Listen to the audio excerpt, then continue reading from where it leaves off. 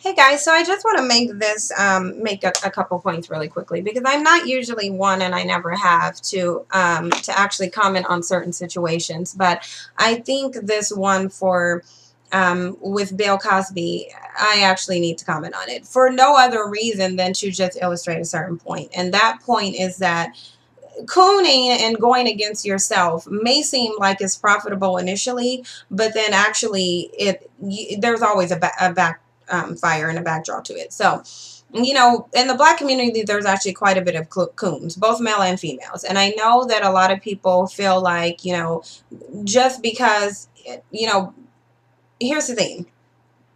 You cannot go against yourself, which is very unnatural, and think that there aren't going to be ramifications to it. And I feel like this situation with Bill Cosby is one of those things. What I first want to say is that as a woman, it's very hard for me to believe the stories that are being put out. It's very hard for me to believe that. Do I think that there's some truth to what's being told, about him having sex with multiple white women? Yeah, with deception, the thing about deception and making it so effective is that it's mixed. It's almost, in some situations, it's equal part truth and lies. That's why it's often believable. It's because some of it is truth to it. I can take any truth and twist it into deception if that is what I chose to do. That's actually what a lot of attorneys do when they go to court. You take a situation, and it's not so much about getting justice, it's about who can tell the most believable story at the end of the day. So when I look at these situations with Bill Cosby, and I actually have been following it initially, I saw the interviews between Janice Dickinson, Beverly Johnson, and a lot of the other of his accusers. A lot of things just don't add up to me. And as a woman who has actually experienced sexual assault, I don't believe it based off my own personal experiences. And I will tell you this, especially studying it and working in the field of women who have actually suffered sexual assaults. I'm not going to go so far as to say that every sexual assault victim responds the exact same, because they don't. But there are some things that are very, very similar in every case. Now, the one thing that I find is skeptical to begin with is, number one, so there's 50 victims, or to the tune of 50 victims, and coincidentally they've all experienced the same sexual assault in the same way during the same time period, and yet none of them knew each other, but for some reason they've only been able to, all of them have waited the same amount of time before saying something. That's the number one thing that's sketchy to me. If all of these victims don't know anything, don't know each other, and don't know anything about each other or each other's similar situations, it doesn't make sense to me that all of them, none of them were reported in the past. Not one of them has reported it in the past. Not one of them has gotten a rape kit. Not one of them have told a living soul. But conveniently, all of them decided to speak out at the exact same time, having no knowledge that any of the other victims were going to speak out during this time either. To me, that's very, very sketchy, because I know for a lot of sexual assault victims, there's a lot of shame and a lot of embarrassment behind it. So I find it very difficult to believe that you're going to go from not talking about a very traumatizing experience to getting on national television and airing out your traumatizing experience to the entire world. To me, that doesn't make sense. That's number one. Number two, a lot of these situations happened, they're saying happened 30, 40 years ago. So these happened during a time where it was, the racial climate was actually, I don't want to say it was worse, but it was very different, in that I find it hard to believe that there was a black man, famous or otherwise, being a serial rapist towards white women, and he's going unnoticed. Because you can sit there and say that Bill Cosby has power, but really no black man really has any power in America. Obama doesn't even have unlimited power to where he's untouchable. So I really find it hard to believe that there was a black man going around raping multiple white women and nothing was happening. So that's a separate thing. I don't really believe that that would be the case. Then some of these victims are actually saying that they went to Bill Cosby and was was drugged and raped multiple times. Okay, that doesn't make any sense. Really, it only takes somebody raping you and drugging you one time to know that you don't want to be raped and drugged. So no one should be able to drug you and rape you for a span of 4 years without you consenting to that. At that point, you are a willing participant in it. Because I don't know anyone in their right mind who's going to continuously go to someone and continuously get raped and drugged for a span of 4 years if they don't really want that to happen. That doesn't make any sense to me. That right there to me is indicative of an ongoing sexual relationship and something did not go right, and now you want to take your opportunity to either get some kind of revenge or make a come up off that person. Another thing is that regardless to whether or not these things happened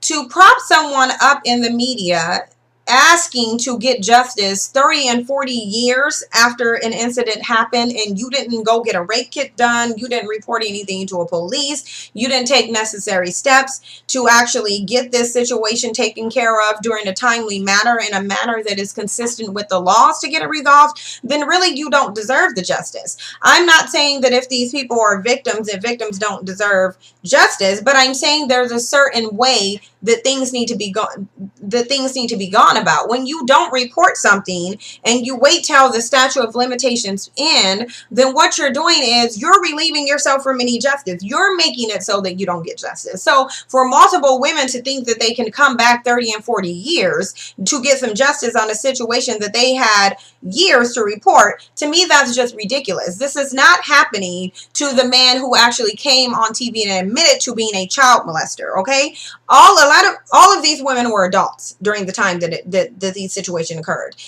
When you come out and say that you were molesting children, to me that is far more detrimental than raping women who are adults, or drugging and raping women who are adults. To me, that is far more detrimental, because at the end of the day, you are completely destroying the psyche of a child by violating them sexually. Okay, this woman's psyche is already developed. Before this child's psyche is developed, you are already destroying its sense of sexuality. You're destroying its entire psychology. So why is it that you can have this white man from seventh heaven admitting on TV that he has been a child molester, but they won't touch him because the statute of limitations has passed, but yet you have this black man who is being accused without any evidence, no rape kits, no nothing, them not even telling their story to anyone else, all of these women having very shady backgrounds. You can have this, and then yet the police seems like they will go out of their way, the injustice system will go out of its way to try to muddy up and convict a black man for doing something. To me, this looked the exact same as Michael Jackson. If you think about the Michael Jackson situation and the way that it went down, it's exactly the same. You never heard anything, then suddenly out of the blue you heard about a string of children that he was supposedly molesting. So now all of a sudden there was this media witch hunt where you had it propped up over every television statements, more stations, more and more children coming forward and saying that Michael Jackson molested them. Then they go to trial, despite the fact that all of these people had numerous different inconsistencies in their stories. They go to trial, then Michael Jackson is exonerated. Later, you have people recanting their stories. You even have one of the victims committing suicide as a result to lying on this person. So this is the interesting thing. And this goes back to another thing that we're told not to do. We're told not to question the victim. Here's my thing. If I am victim of a sexual assault and I wait years before telling it, then I already know once that statute of limitation is over, I don't have a right to go pursue that, because you actually took rights away from that person that you're accusing, because they don't even have the opportunity to defend themselves against you. Now you want to come back 30 and 40 years? That doesn't make sense to me. It really doesn't make sense to me. A lot of rape victims, if they're not going to talk about it, they're not going to wait 30 and 40 years and then come back and tell the entire world on national TV about their situation. Then if you have some of them saying that they don't even remember if they were raped, how do you not remember that you were raped? I don't care what's going on. Your body is going to feel a certain way when someone's had sex with you. Now, drugs actually have similar effects to it as alcohol, right? So if you get drunk to a certain point, your brain isn't going to record any memories. So most of the time when people think that, after they get to a certain amount of intoxication, they think that they just don't remember it. And it's not that you don't remember it, it's that your brain stopped recording memories because you were entirely too intoxicated. Excuse me. You were entirely too intoxicated for your brain to do what it naturally does, which is record memories. So if it's not recording any memories at all, you're not going to remember anything at all. There is a time when I actually got drunk when I was 19. Now, the only thing I remember is drinking Bacardi straight from the bottle. Anything after that, I don't remember. My sisters have actually told me that I did completely shameful things and that I would be embarrassed if I knew. To me, it still doesn't matter, because to me, it's not like it didn't even happen. There is not one memory. There's not a piece of memory from the time that I was drinking it out of the bottle. Everything after that, I don't remember. So here's my thing.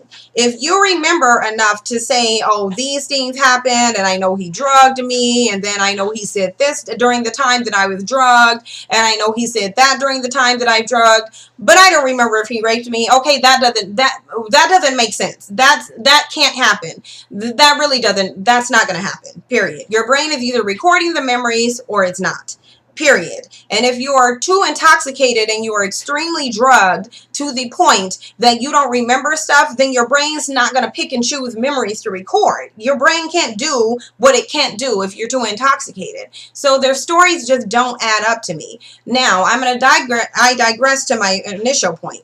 If you've noticed, Bill Cosby spent a very long amount of time cooning. He spent a long amount of time throwing the black community under the bus, talking about black people need to pull up their pants, they need to stop naming their kid ghetto names. So basically what he did is he turned the victim. He basically was doing victim shaming at this point. He was basically telling black people that you are to blame for your own oppression. Why Bill Cosby thought he would benefit from that in the long run is beyond me, because it almost never benefits. What it does is he used it, and what it did is it separated him from his community. And then when white supremacy knew he was separated from his community, then it makes you vulnerable to attack, because now your community isn't going to support you. You can't spend years throwing your community under the bus and co-signing the very people who are oppressing them, and then ask that same community to have your back when that same force decides to turn on you. You can't do that. Cooning does not pay off. And really, I don't think in this situation the black community should support him. I really don't. I do think the black community shouldn't make comments about whether they feel he is guilty or not. I don't think they should do that, because you will never see white people doing that to another white person. What they will do is they will be very neutral, or they say they don't have enough information on it. Why the black community seems to think, and seem to be the only community to think, that there is benefit in going against yourself in your community, I don't understand that. There isn't any benefit to going against yourself in your community. So what all coons should do is they should take heed to this. Cooning only pays temporarily. It's like being a drug dealer. You can go out and make your money dealing drugs, but eventually you are going to get caught. And when you get caught, the ramifications are not even going to be nearly worth any money that you made, because that money that you made is not going to stop you from going to prison, and you're going to lose everything that you had at the end of the day. That is what's happening to Bill Cosby. He wanted to coon out, and now at the end of the day, nothing that he gained from cooning is keeping him out of the situation that he's in now. To be facing a jail sentence of almost 10 years at the age of 80, he might as well kill himself at this point. Really? Because that's what would happen anyway. And then he's blind in one eye, so that's, you're old and disabled. Now, any reward that you got from cooning isn't enough to get you out of the situation that you're in right now. So that's what I'm saying. Before you start cooning out and thinking that going against your community to support a community that does not have the best interest of your community at heart, then you really should reevaluate, is it really worth it? No coon is exempt from feeling the wrath of white supremacy when they get ready to take you down. None of them. is. It doesn't matter how many black people you throw under the bus. It doesn't matter how many white women you choose to get with. For the black women that like white men, it doesn't matter how many white men you choose to get with. At the end of the day, you are nothing but a black person. You are the exact same on the exact level of every other black person, period. It doesn't matter how much money you have, because Bill Cosby, you can best believe he had a lot of money. None of that is helping him to get out of the situation that he's in right now. Cooning does not pay. And people need to take these examples, even with Tiger Woods. You can look at Tiger Woods. There's multiple examples of how this doesn't pay off, but people still seem to want to do it. So just know, look at these. Cooning doesn't pay off. And black people, before you go on social media and say, oh, they need to hang Bill Cosby and hang him high and he's disgusting and he raped women, know that the white community isn't going to do this for you. They're not going to do that. If there's a white person that's raped a string of black people, they're not going to sit there and put comments out about how this dude is a monster, how he needs to go to jail. They're going to remain silent. And that's what you should be doing. Silence is still loyalty. You can just not say nothing at all and still be loyal to your own kind. That doesn't mean you have to be co-signing and agreeing what he did, but you can keep your mouth shut so that you're not throwing the black community under the bus for a group of people that really don't care nothing about your community. You can't do that. So just know, when you decide you want to coon, or if you think that you can sit there and coon because it's going to pay off, it's temporary. It's almost the exact same thing as being a drug dealer. It's not about if it's going to backfire, it's about when it's going to backfire. And is the reward greater than the risk? And it's not. And Bill Cosby's situation is showing that any reward you get from cooning is not worth it in the end, because you're selling your soul, and whenever you sell your soul, the end result is not going to be good. Like, comment, and subscribe, and let me know what you think about my commentary. This is just my rant on Bill Cosby. I didn't even really want to get on here and do a video about this, but I felt, I have some things to say about it. I think the situation is completely ridiculous. I really don't believe that he's done everything that they've said. I don't believe that he raped anybody, period. Do I believe that he gave drugs to some women, and do I believe that he had sex with someone? Whether I believe that or not, I don't believe that he raped anyone. I don't. Did he engage in inappropriate behaviors? Of course. Do a lot of people engage in inappropriate behavior? Of course. Was everybody giving people drugs in the 70s? Of course. It was the generation of drugs running wild and going free. So, regardless, I'm not going to sit under here and throw someone under the bus. I'm not going to throw my community under the bus. The bottom line is, if I feel some way during a story, I'm just going to keep my mouth shut, because I'm not going against myself to support a group of people that does not have my best interests at heart, and neither should you, because at the end of the day, you're just going to be used ultimately to destroy your own community, which is destroying yourself. Like, comment, and subscribe, and let me know what you think about my rant.